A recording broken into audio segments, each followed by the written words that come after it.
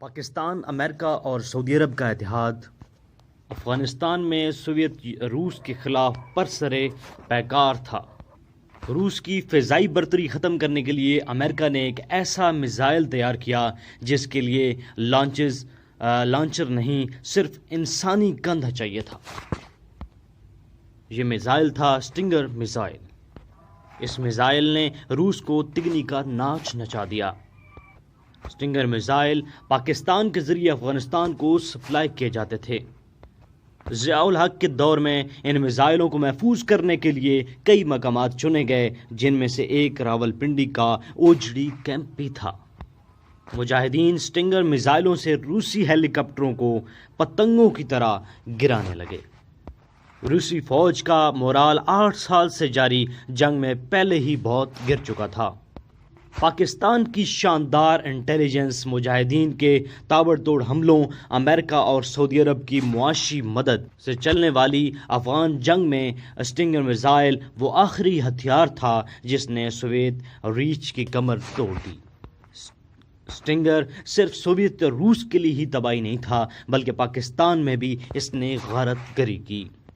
وہ جڑی کیمپ جہاں سٹنگر میزائل جمع کیے گئے تھے 10 اپریل 1988 کو دھماکے سے پھٹ گیا۔ راولپنڈی کے باسیوں کے لیے 10 اپریل کا دن قیامت سے کم نہیں تھا۔ میزائل پھٹنے کی آوازیں اور آسمان سے برستی آگ ایک خون ریز جنگ کا منظر پیش کر رہی تھی۔ جب یہ بارود کی بارش تھمی تو راولپنڈی میں 103 افراد جان کی بازی ہار چکے تھے، جن میں بعد کے وزیر اعظم شاہد خاقان عباسی کے والد گرامی بھی شامل تھے۔ سوویت روس کے لیے اس جنگ کی مالی اور انسانی قیمت برداشت سے باہر ہو گئی تو اس نے واپسی کا فیصلہ کر لیا۔ اپریل 1988 میں پاکستان، افغانستان، روس اور امریکہ کے درمیان جنیوا میں ایک معاہدہ ہوا۔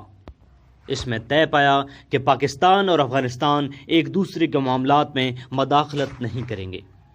مہاجرین کو افغانستان واپس بھیجا جائے گا اور رشین آرمی فروری 1989 تک افغانستان سے نکل جائے گی۔ روس نے معاہدے کی پاسداری کرتے ہوئے افغانستان خالی کر دیا، لیکن روسی افواج کے مکمل انخلاء سے پہلے ضیاء الحق کا آخری وقت بھی آن پہنچا تھا۔ کہا جاتا ہے کہ ضیاء الحق کو خفیہ ایجنسیوں نے پہلے ہی خبردار کر دیا تھا کہ ان کی قتل کا منصوبہ بنا لیا گیا ہے۔ موت سے پہلے وہ آخری چند ماہ وہ آرمی ہاؤس راولپنڈی میں بند ہو کر رہ گئے تھے۔ ان کی موت سے 3 دن پہلے 14 اگست کی تقریب کا سارا فنکشن بھی ان کے حکم پر آرمی ہاؤس میں کرایا گیا تھا۔ اس وقت ضیاء الحق اتنے خوفزدہ تھے کہ انہوں نے آرمی ہاؤس کے سین میں لگے درختوں کو سیکیورٹی رسک قرار دے دیا اور 40 درخت کٹوا دیے۔ اس پروگرام کے صرف 3 دن بعد وہ آرمی ہاؤس سے نکلے اور ٹینکوں کی مشقیں دیکھنے بہاولپور پہنچے۔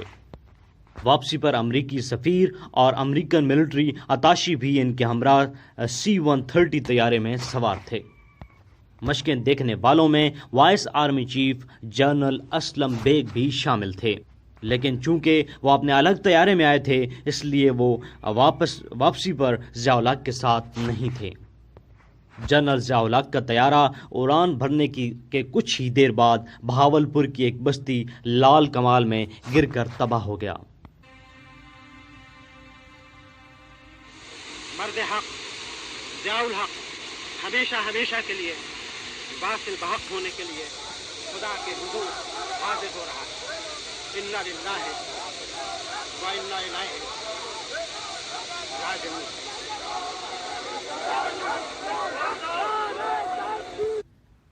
حیرت کی بات یہ ہے کہ طیارے کے حادثے میں امریکی سفیر اور ملٹری اتاشی جیسے اہم عہدیدار مارے گئے، لیکن امریکہ نے اس سانحے سے متعلق حقائق جاننے میں کبھی دلچسپی نہیں دکھائی۔ یہی وجہ ہے کہ ضیاء الحق کے قتل کو امریکی سازش سمجھنے والوں کی تعداد بہت زیادہ ہے۔ جنرل ضیاء الحق کو افغان جہاد اور اسلامی قانون سازی کی وجہ سے مذہبی حلقوں میں قدر کی نگاہ سے دیکھا جاتا ہے۔ تاہم افغان جنگ کے دوران مہاجرین کے ساتھ منشیات، کلاشنکوف، کلچر اور دہشت گردی کا طوفان بھی پاکستان میں در آیا۔ اس وجہ سے آج بھی ضیاء الحق کو تنقید کا نشانہ بنایا جاتا ہے۔ ضیاء الحق نے 11 سال ملک پر بلا شرکت غیر حکومت کی، لیکن اپنے خاندان کے لیے کوئی دولت جمع نہیں کی۔ ان کا دور 1977 سے 1988 تک تھا، لیکن یہ حقیقت بھی اپنی جگہ موجود ہے کہ ضیاء الحق نے جو بڑے فیصلے کیے ان میں سے بعض کا خمیازہ پاکستان آج تک بھگت رہا ہے۔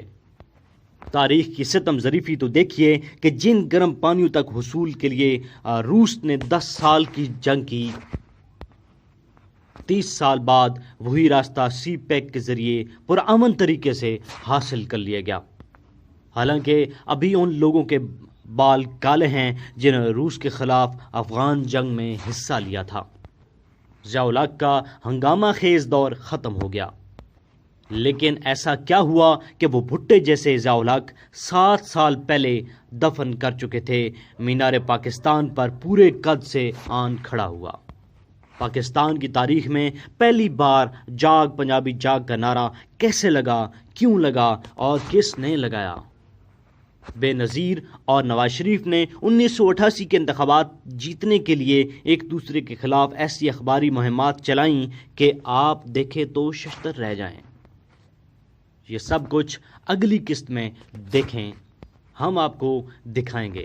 اگلی اقساط بر وقت دیکھنے کے لیے تنویر عباس لیکچرر یوٹیوب چینل کو سبسکرائب کریں، لائک کریں اور کمنٹ ضرور کیا کریں اگر کوئی بات پوچھنی ہو تو۔ اگر آپ کو پسند آئے تو اپنے دوستوں کے ساتھ شیئر بھی کریں۔ Thank you very much. اللہ حافظ۔